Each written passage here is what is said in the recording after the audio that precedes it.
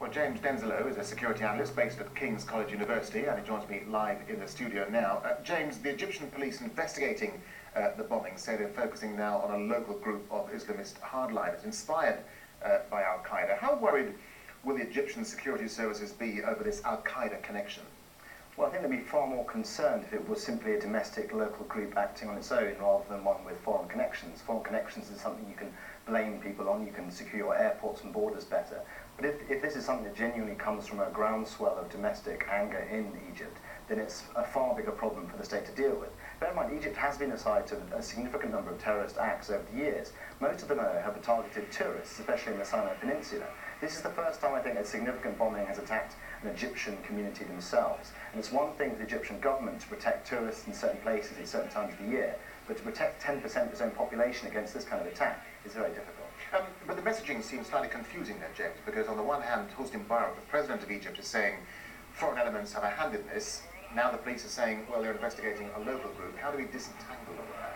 Well, I think first of all we have to understand how and what Al-Qaeda is. And essentially it's a franchise. It's something that can be picked up by groups anywhere in the world, connected to a mainstream, whether that's in Iraq or Afghanistan. And off it goes. And in this case, as I say, it's one single bombing, but it's very well planned in terms of the timing and the location.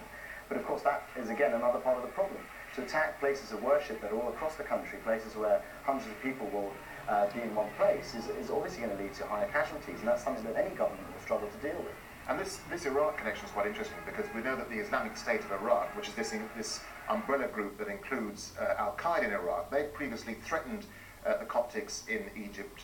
Are we now seeing fighters perhaps who are training in Iraq coming back to Egypt to carry out attacks? Well, we haven't seen any evidence of that quite yet, but certainly there has been a blowback of the Iraq war across the Middle East. There's been bombings in Jordan and Syria linked to fighters in Iraq as in Lebanon.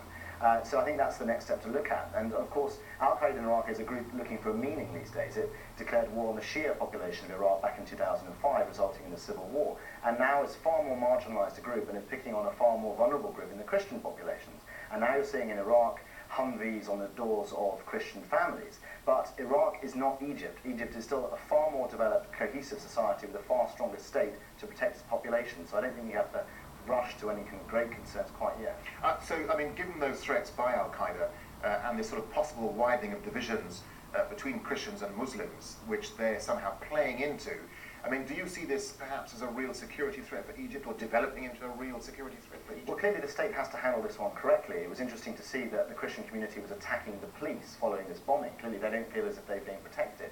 And in November last year we saw Coptic riots on the basis of planning permissions given to churches. So if they feel as a population that the state isn't providing protection for them, then of course there will be wider social cleavages, and that might be a problem the Egyptian government has quite yet faced. Okay.